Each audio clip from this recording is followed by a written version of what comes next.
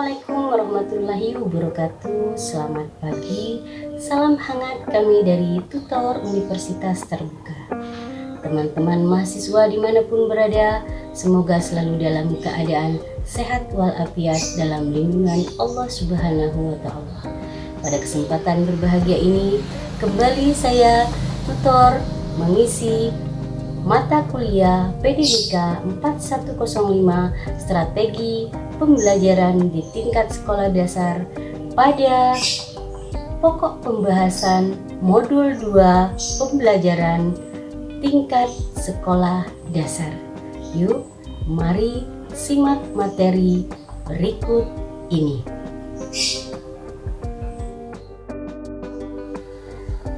Oke, mahasiswa Universitas Terbuka, kita memasuki modul 2 pada sesi 2, yaitu pembelajaran di sekolah dasar. Memasuki pada modul 2, yaitu sub pokok pembahasan pembelajaran di sekolah dasar. Seperti biasa, dibagi menjadi 3 kegiatan belajar. Yang pertama, kita memahami pengertian daripada belajar tersebut. Pada poin yang kedua, pendalaman tentang karakteristik proses belajar dan tahapan perkembangan siswa sekolah dasar. Pada kegiatan belajar 3, yaitu karakteristik perkembangan di sekolah dasar. Memasuki pada kegiatan belajar 1, pengertian daripada belajar. Di sini saya tampilkan definisi daripada pengertian belajar adalah menambah dan mengumpulkan pengetahuan. Yang diutamakan dalam definisi ini adalah penguasaan pengetahuan sebanyak-banyaknya untuk menjadi cerdas dan membentuk intelektual, sedangkan sikap dan keterampilan itu diabaikan. Itu mengenai pengertian belajar secara global saya jelaskan.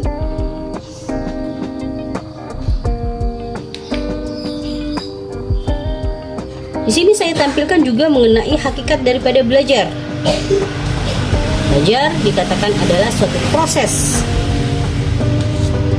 Artinya, dalam belajar akan terjadi proses melihat, membuat, mengamati, menyelesaikan masalah atau persoalan, atau menyimak,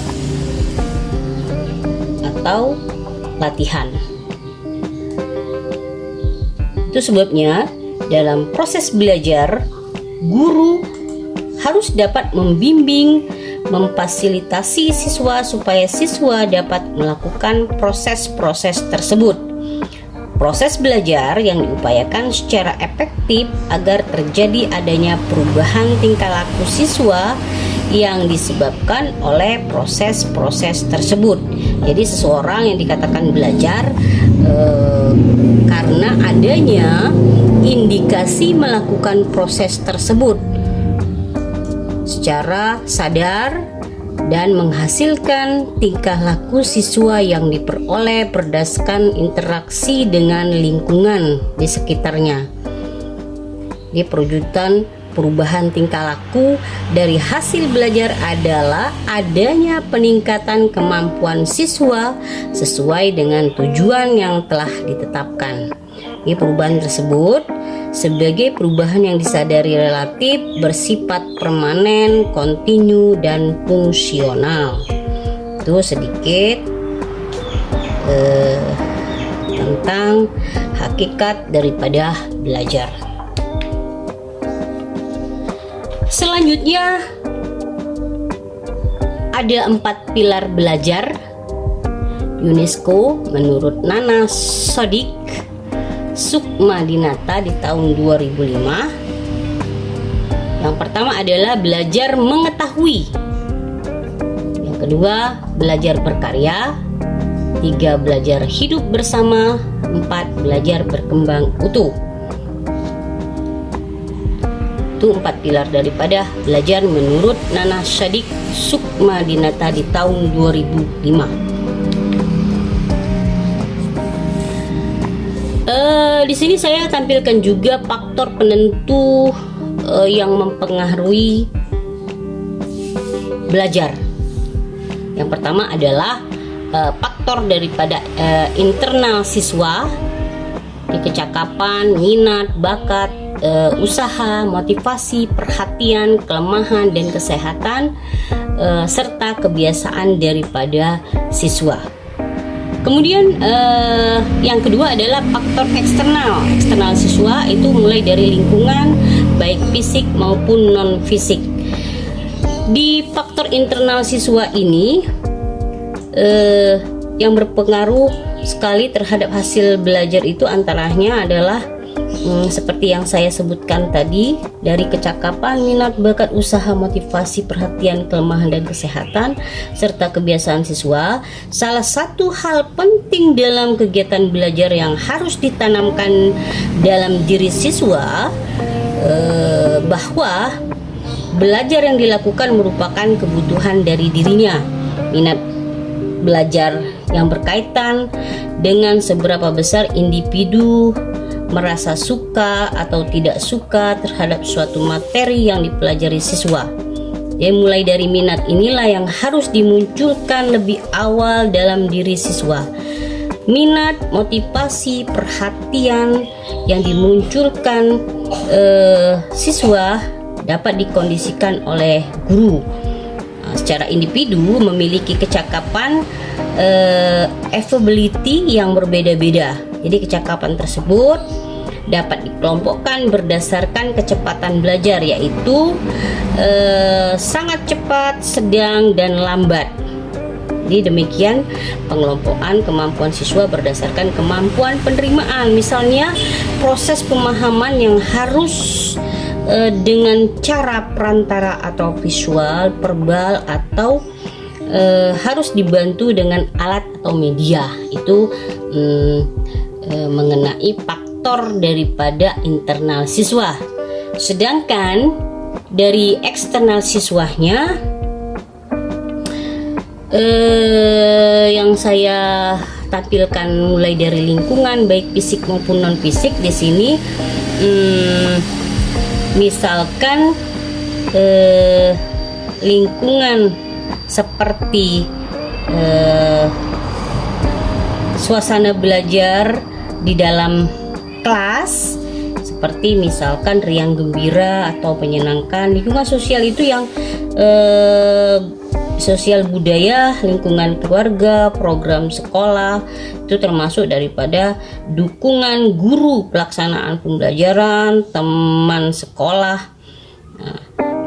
Guru merupakan faktor yang paling berpengaruh terhadap proses maupun hasil belajar. Di guru merupakan manajer atau sutradara dalam kelas. Jadi hal ini guru harus memiliki kompetensi dasar yang diisyaratkan dalam profesi gurunya. Jadi untuk memahami dua faktor tersebut, diantaranya adalah berbagai pendekatan, misalkan wawancara, observasi, kunjungan rumah, dokumentasi, atau isian berupa angket dan kuesioner pada siswa tersebut. Itu mengenai faktor penentu yang mempengaruhi belajar melalui internal dan eksternalnya. Selanjutnya di kegiatan belajar 2, karakteristik dan tahapan perkembangan siswa di tingkat sekolah dasar. Nah, di sini saya tampilkan teori belajarnya, ya, itu mulai dari disiplin mental, asosiasi, insight, dan gestalt. Pada disiplin mental itu karakteristiknya menganut pada prinsip bahwa manusia memiliki sejumlah daya mental seperti daya untuk mengamati, menanggapi, mengingat, berpikir, dan lain sebagainya yang dapat dilatih, disiplinkan. Di proses belajar berpikir, mengamati, mengingat dapat dilakukan oleh siswa tingkat sekolah dasar pada kelas rendah. Jadi meliputi pada poin disiplin ilmu ini meliputi belajar mengidentifikasi ciri-ciri atau karakteristik suatu benda atau kejadian, misalkan menguraikan atau menjelaskan ciri-ciri tumbuhan hijau. Kemudian menyebutkan kembali nama-nama ibu kota provinsi di Indonesia. Ini belajar itu sendiri merupakan upaya untuk mengembangkan potensi-potensi yang dimiliki individu. Jadi potensi yang dimiliki individu dapat dikembangkan secara optimal melalui kegiatan belajar. Jadi teori belajar digunakan dalam pembelajaran saat ini. Dalam pembentukan kemampuan siswa, melatih daya-daya yang dimiliki siswa merupakan proses yang sangat penting dalam pembelajaran. Itu pada teori belajar disiplin mental. Kemudian teori belajar asosiasi. Nah, di sini penekanan pada pola perilaku yang diulang-ulang sehingga menjadi aktivitas yang otomatis atau behavioristik. Pada poin 2 ini teori asosiasi, jadi berdasarkan teori ini lebih mengutamakan stimulus atau respon yang membentuk kemampuan siswa secara spesifik dan terkontrol. Di hukuman dan ganjaran merupakan penguatan yang dipakai. Jadi pelapor aliran ini diantaranya ada tiga hukum yang dikemukakan, misalnya hukum kesiapan, kemudian hukum latihan, selanjutnya hukum akibat. Jadi pada tiga hukum yang dikemukakan ini secara tidak langsung berhubungan antara stimulus dan respon yang terbentuk apabila ada kesiapan pada sistem saraf individu. Kemudian perulangan hubungan stimulus dengan respon atau terbentuk apabila sering dilatih berulang-ulang. Selanjutnya stimulus atau respon yang dihargai negatif akan terjadi penurunan yang motivasi.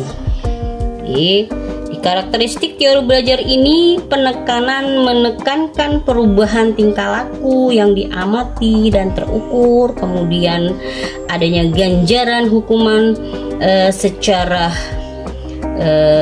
perilaku, kemudian perencanaan mengajar yang sangat khusus, mengabaikan kemampuan berpikir siswa. Di proses yang menganut aliran-aliran pada teori belajar asosiasi, penerapannya memerlukan pengkondisian yang mendalam dari guru. Misalkan diantaranya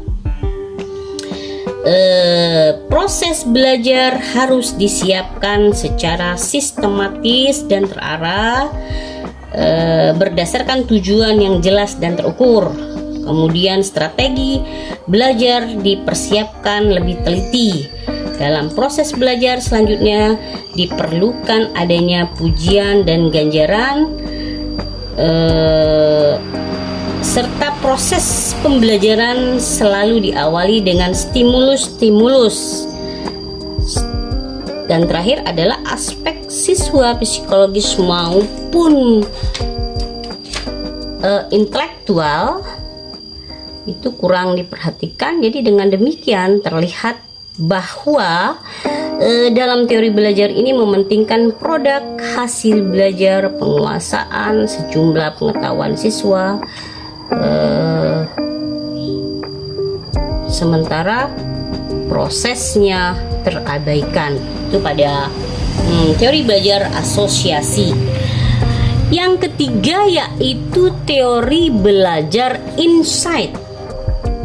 Ini memberikan kesempatan kepada siswa untuk belajar yang bersifat eksploratif, imajinatif, dan kreatif. Nah, di teori ini diarahkan untuk mengembangkan kemampuan tingkat tinggi, yaitu yang berpikir tinggi. Yang perlu dipahami bahwa proses belajar yang baik adalah proses belajar yang dapat memberikan kesempatan kepada siswa untuk berpartisipasi aktif dalam mempelajari suatu kejadian alam, budaya, dan sosial. Jadi proses belajar ini memberikan kesempatan kepada siswa untuk menemukan, mencari sendiri informasi untuk diolah menjadi prinsip dan generalisasinya. Itu pada teori belajar yang ketiga. Terakhir pada teori belajar yang keempat yaitu teori belajar Gestalt. Di kajian yang dilakukan siswa dengan pendekatan disiplin ilmu terpadu dan menyeluruh, misalkan project belajar learning, belajar konstruktivis. Nah, di sini pada teori belajar Gestalt ini memandang bahwa siswa sebagai individu yang utuh dan menyeluruh, maka penyelesaian masalah ataupun kajian yang dilakukan siswa dapat menggunakan berbagai pendekatan disiplin ilmu secara terpadu dan menyeluruh.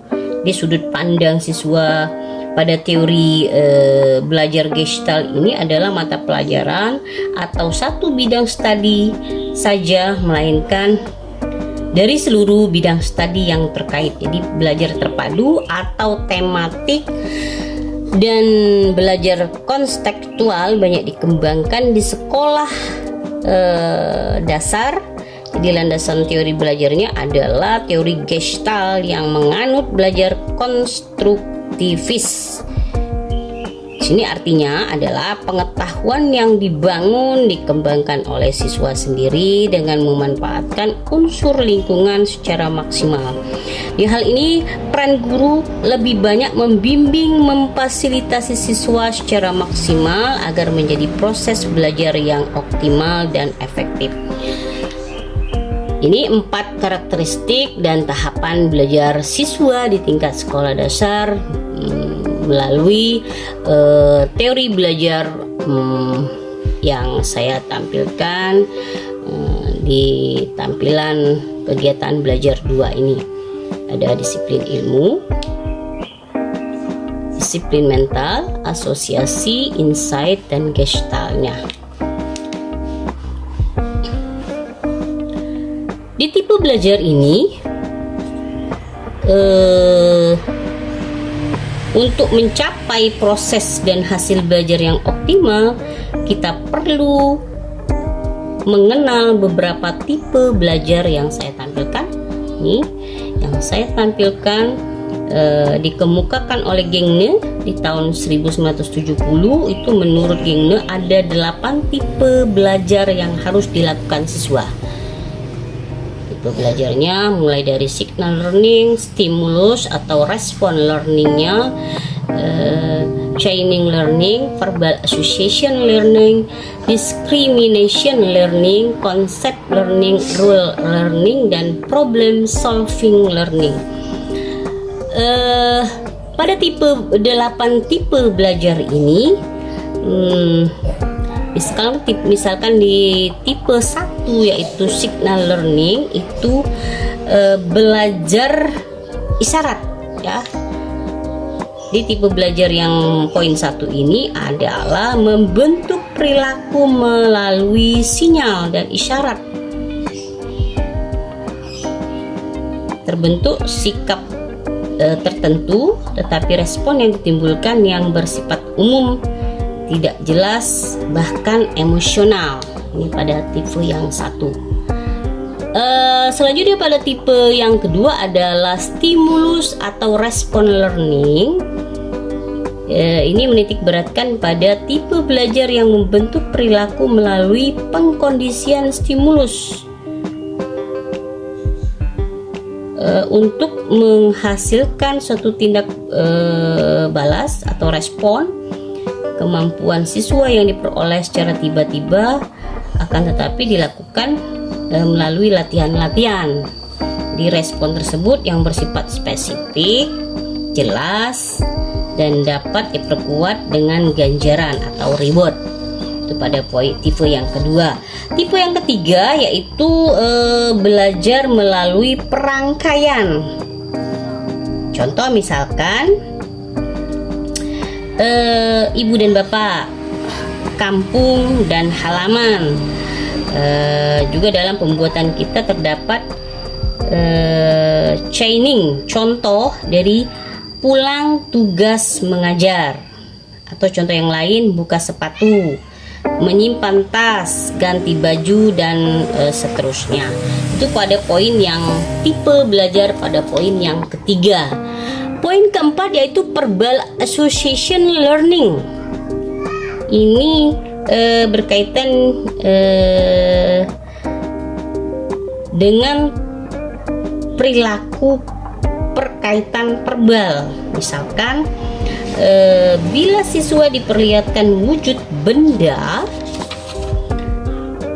geometris, kemudian siswa dapat menyebutkan bujur sangkar, itu contoh ya. Atau bila siswa diperlihatkan bola kepunyaan siswa itu akan mengatakan bahwa itu adalah bola saya, karena dia sudah mengenal bola itu. Jadi tipe belajar ini dibentuk melalui stimulus respon. Sama kurang lebih sama dengan poin kedua ya, agak sama namun berbeda daripada perumpamaan contoh yang saya jelaskan tadi. Selanjutnya pada poin kelima yaitu discrimination learning atau belajar melalui membeda-bedakan. Pada tipe ini proses yang membeda-bedakan tersebut adalah objek yang abstrak maupun konkret. Contohnya misalkan yang berkaitan dengan ruang, bentuk, peristiwa, gambar, dan lambang. Di tipe ini siswa dapat belajar secara sintesis yang membeda-bedakan beberapa objek. Selanjutnya pada poin keenam adalah konsep learning. Ini tipe ini membentuk perilaku melalui aturan. Di belajar aturan merupakan proses belajar yang membentuk kemampuan siswa supaya memahami aturan-aturan atau mampu menerapkannya melalui aturan. Jadi berarti belajar melalui dalil-dalil atau rumus-rumus dan ketentuan. Contoh sederhana misalkan, bila benda dipanaskan akan memuai. Untuk melaksanakan belajar, siswa harus memahami terlebih dahulu tentang konsep-konsep yang berkaitan dengan aturan tersebut. Jadi siswa akan memahami belajar melalui aturan bila siswa sudah memahami konsep-konsep yang berkaitan dengan aturan tersebut. Itu pada poin yang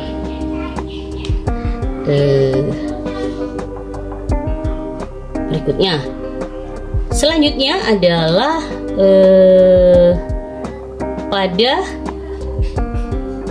problem solving, ya, belajar melalui pemecahan masalah. Ini menitik beratkan pada kegiatan pemecahan masalah melalui tipe dalam bentuk siswa berpikir ilmiah atau kritis yang termasuk pada belajar yang menggunakan pemikiran dan intelektual yang tinggi. Itu jadi 8 tipe belajar yang digunakan bercampur dan tidak murni satu persatu. Itu penerapan teori belajarnya. Selanjutnya hasil belajar. Hasil belajar ini skema kemampuan yang dapat menunjukkan hasil belajar melalui kognitif, afektif, dan psikomotorik serta interaktif. Jadi 4 skema ini yang dapat menunjukkan hasil daripada belajar. Pada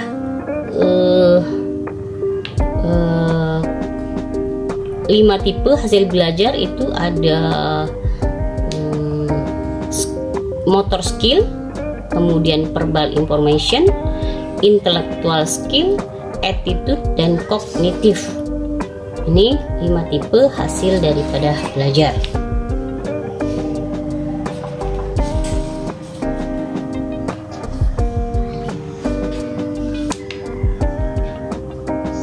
Selanjutnya tahapan daripada perkembangan siswa di tingkat sekolah dasar.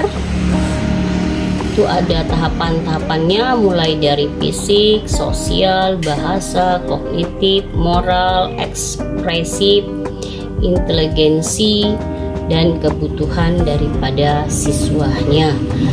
Pada fisik,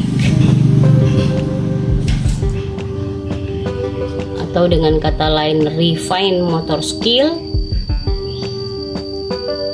Kemudian sosial dengan kata lain adalah separation of the sexes, bahasa, ecocentric style, dan social speech. Kemudian kognitifnya adalah concrete operational dan perform operation. Pada moral tingkat konvensional, ekspresifnya berdasarkan gender, ya. Kemudian intelijensinya ada linguistik, logis, matematik, spesial, musikal, fisik, kinestetik, interpersonal, dan intrapersonal. Terakhir adalah kebutuhan siswa melalui psikobiologis dan sosial. Itu beberapa tahapan-tahapan daripada perkembangan siswa. Selanjutnya pada kegiatan belajar 3, yaitu pemahaman pada karakteristik pembelajaran di tingkat sekolah dasar. Karakteristiknya adalah tingkat kelas rendah, tingkat kelas tinggi. Di tingkat kelas terendah ini adalah prioritas pembelajaran tematik. Nah, di sini menciptakan stimulus respon agar siswa menyadari kejadian di sekitar lingkungan. Itu pada tingkat kelas rendahnya. Kemudian pada tingkat kelas tinggi, pada kelas 4, 5, dan 6. Di operasi formal secara logisnya adalah sistematis untuk pembelajaran siswa tentang konsep, generalisasinya, sehingga penerapannya menyelesaikan soal, menggabungkan, menghubungkan, memisahkan, menyusun, menderetkan, dan melipat. Terakhir adalah membagi. Itu pada karakter kelas tingkat tinggi, yaitu pada kelas 4, 5, dan 6. Di tingkat kelas rendah ini,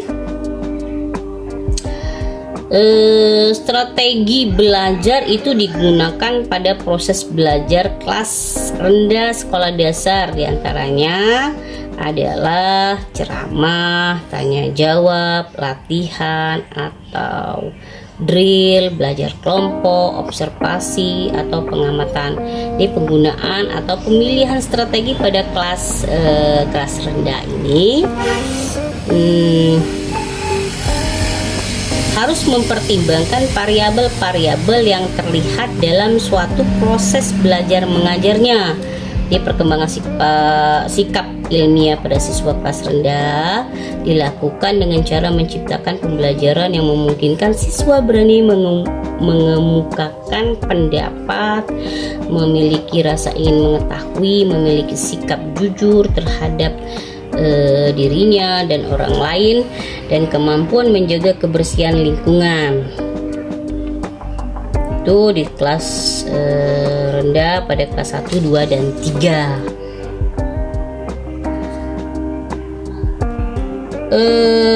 Pada kelas tinggi ini seperti yang saya tampilkan,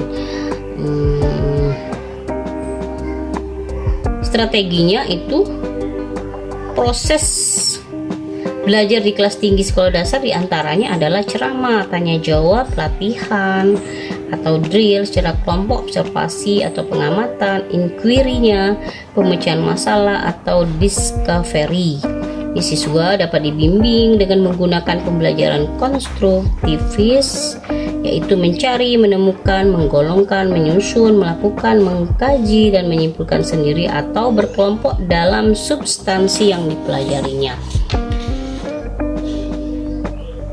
Itu karakter daripada kelas rendah dan kelas tinggi. Ada pembedaannya, ada 2 pengelompokan.